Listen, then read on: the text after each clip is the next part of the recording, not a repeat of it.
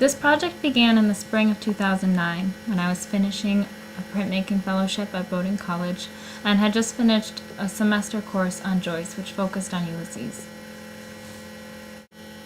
Though I started with just single sentences, I quickly felt overwhelmed by the need to print longer passages. And with that, of course, came the incorporation of images.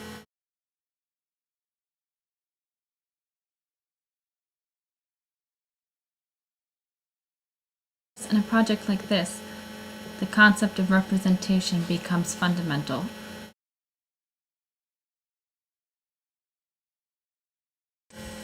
The crux of this representation for me is really semiotics, the system of signs, the relationship between words as linguistic symbols, as written words, and as visual cues.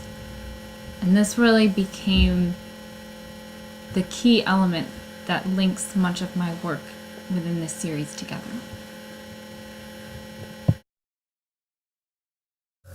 Ferdinand Saussure writes about how the meaning of a word is constantly slipping away from it. Nestor contains a perfect example of this kind of displacement, where a question beginning with Pyrrhus turns into pier, turns into a thing out in the water, turns into a disappointed bridge. In Lotus Eaters, I tried to further emphasize this discrepancy by juxtaposing an image with a slightly mismatching caption.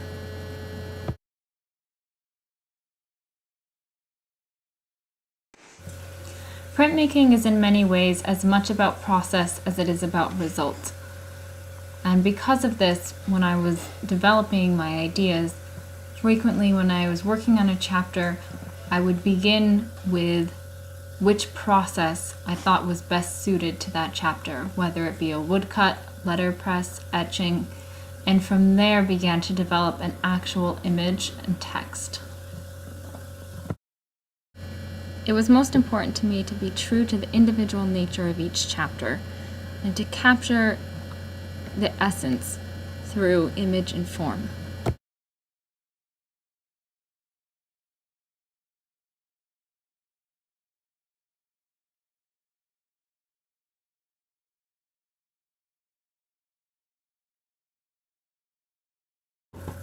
Most of the text was printed using handset movable type.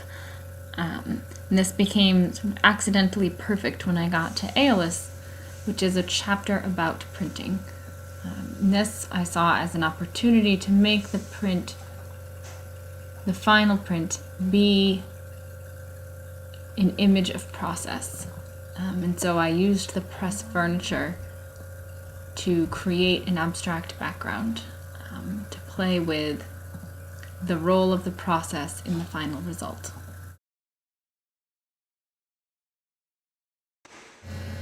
My hope is that these broadsides are able to engage both the most scholarly Joyceans and the casual onlooker who may be completely unfamiliar with Ulysses, with humor being the common ground that unites all of the broadsides and provides an entryway into a text that is deeply rewarding and challenging.